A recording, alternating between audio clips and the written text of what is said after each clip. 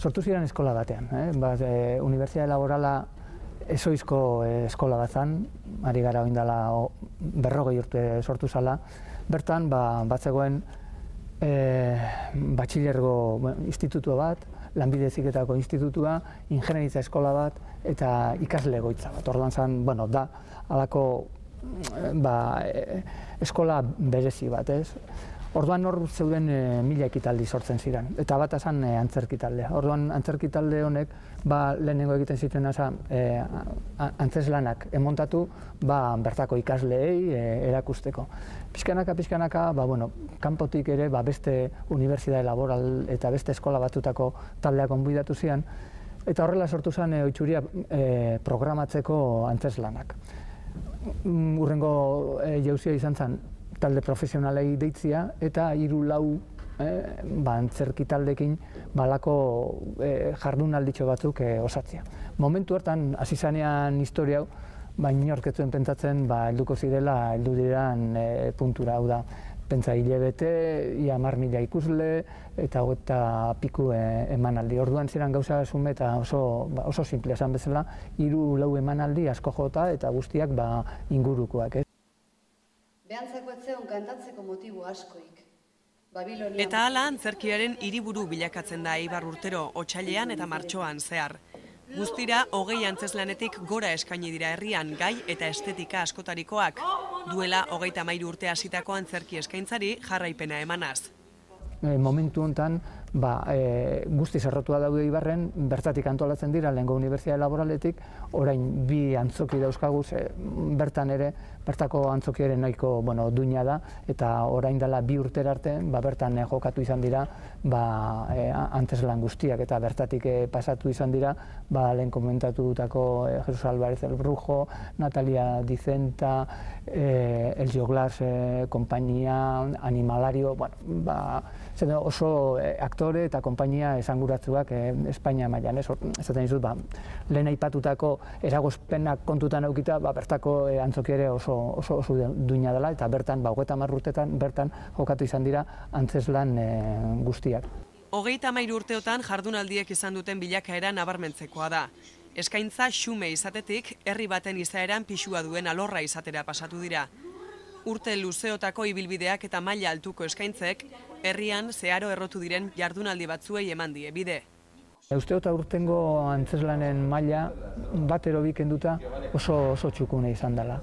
Agian ausartegiak izan gara programatzerakoan hainbat antzeslan, estetika berritzaileak hau da, hizkuntza berriak, forma berriak, eta badakigu jenteari normalean horrek atzera botatzen diola, ez? Baina nik esan nuke aurtengoan jentean nahiko ondo konektatu izan duela antzeslan berritzaile horiekin. Los pelos que llevo. Total, a lo que se lo entiende, la horma de haber estado ikusiko besar. Lo digo que otro día, y cada uno va a su casa y Dios sabe todo. Y tampoco van a ver. Claro, no tienen costumbre. Da gero Elisha jugó didenak domeketan a confesarse. Yo por mí prefiero que digas que no venga nadie. Hace bien, Y una cosa voy a decir, los pañuelos ni les toco, que total no les usa nunca. Cago en Sagasta el enterrador. A los muertos no los tocaba yo ni loca. Los tengo más miedo que un nublo. ¿Qué cosas tienes, Nicosia? Cago en la leche, lo digo que se vaya y se acabó. Momentu honetan, eta badira urte batzuk, pixka bat jardunaldiak osatzen direla 2 motatako antzeslanekin, ez? Alde batetik, glamurra daukaten konpainiak, ez? Lehen aipatutako El Joglas, ero Animalario, ero aurtengo kasuan, Kontxa Velasco izan da protagonista, ez? Eta gero, badaude beste talde batzuk, ez direnak hain ezagunak, baina nik esango nuke benetan antzerkiari bultzada eta etorkizuna markatzen diotenak. Antzerkiaren mundua asko aldatu da, ez? Seguramente garai batian antzerki konpainia zian talde estableak, hau da, antzesleak, zuzendaritza, argizia arduratzen zana, soinu arduratzen zana, guztiak talde bat osatzen zuten. Konzeptu hori pixka bat ja urtea dira hori galdu egin dela eta daude produktorak, ez? Hau da, produktorak kontratatzen du aktore batzuk, teknikari batzuk, eta orduan montatzen dute ikuskizun bat. Orduan bai badare produktora batzuk egin, urtean lana egin dugunak, eta beste batzuk badira, igual lehen aldia dela. Baina bai, egisa da, badaudela dozena bat erdiero, bai produktora eta baita ere konpainia batzuk, oraindik ere konpainia batzuk gelditzen dira, ez, adibidez aurten Kuarta Pared, aurten ez da etorri, baina Corsario, badare, hau da, lehengo ez espiritua baizik eta egitura hori mantentzen duten, orduak badukagu halako taldekin harremanak eta baita ere orain aipatutako produktora horiekin. Sí, ya voy a ver si Inés está para visitas. Heriotza, apurka, barrutik azten zitzaion amonari, egunez egun. Aurten pare bat gaietan, pare bat antzeslanetan heriotzaren gaia agertu dela, urtengoan gorxamarra izan dira.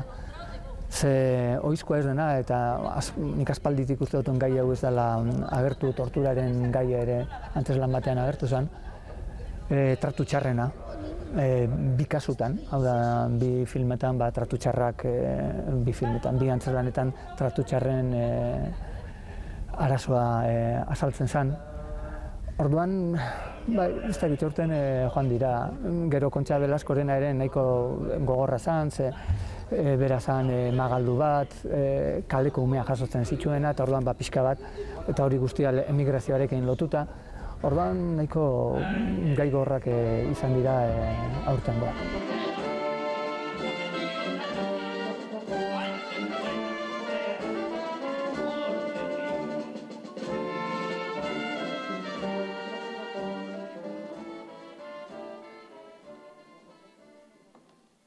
Nik uste dute gaur Babilaneko loreak euskeraz edo euskal antzeslanen artean hau dela guztira 5 eskaini da urtengo jardunalditan, pixkat hau da, esango nuke, abanguardianakoa era ausartena, hau da, proposamen berritzaileak eta pixka bat idea berriekin eta estetika berriekin jokatzen da dena. Orduan pixka bat gure programazioa bi muturroien artean egongo litzake, ez dakitza proposadan, baina Ander Lipuz eta Kontxa Velasco.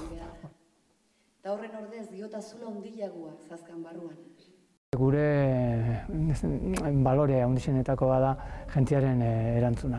Ze ez balditza erantzun oparo horri esker lehenengo etzean hilauko 33. Ediziorainok, eta ez da ere urtero sortzen da den ikusminarekin.